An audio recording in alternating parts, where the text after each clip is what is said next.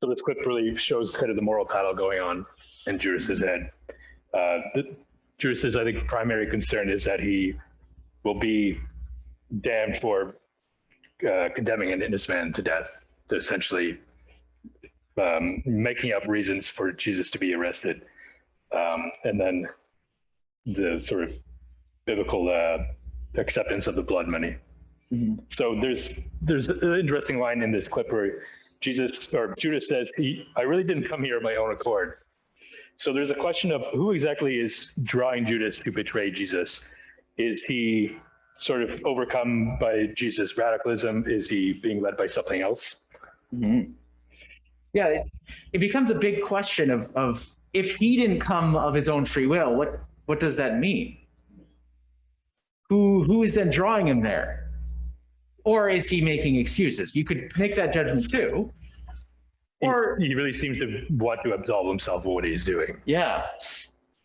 It's interesting in a few ways, because depending on the production, the actor could really change where you're going with it.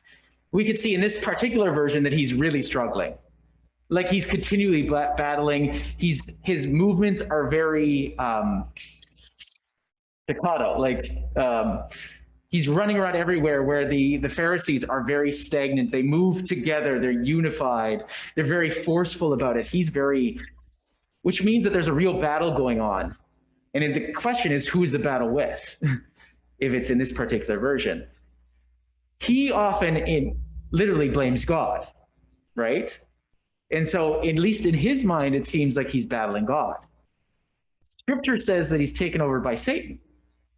So since it's from his perspective, that could easily be hidden. But is that the real struggle that's going on? Is he giving in Satan or the Jesus that is right in front of him?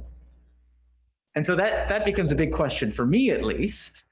You know, if we're just trusting him as a narrator, then it would be God. But the biggest one is, why is he? I think within the text, though, there's also some challenges, because not only does he repeat, I really don't come here on my own accord 3 times, but he also repeats, not thinking of my own reward. When you say something that many times, you begin to question it. At least you begin to question, how does he want to be seen? So you could sort of take that 2 ways. Either he's saying that I want to look like a hero. You know, I want to look like I did what was right, or I actually want this and I'm trying to just like tell you I don't want it. So that I think this version does not imply that, because there is such that struggle, especially with the money. And in the other version we watched, there was something that you noticed when they first mentioned the money.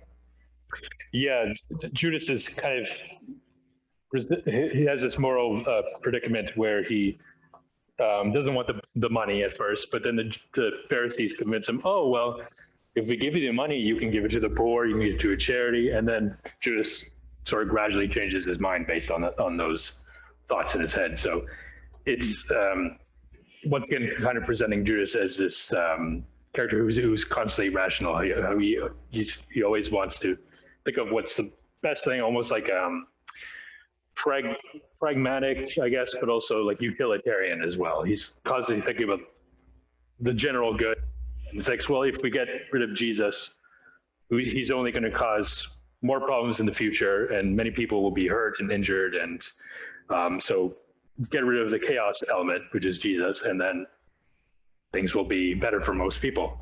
So to some extent, Judas is destroyed because of this, I think, coming in contact with Jesus. Mm. And I think we could ask the same question he asks as well. Is he damned for betraying Jesus? You know, it's one of those theological questions, but a true question of, you know, if all of us are damned the minute we betray Jesus, which is too often, what does that mean? It just sort of challenges the whole pursuit of life, I guess. Yeah. Very conflicted. Yes. Mm-hmm. Mm-hmm. Mm-hmm. Definitely. which is not something we get really in the Bible when we read the No. story. So is it? Especially with Judas. Mhm. Yeah. Let's look at Judas's death now.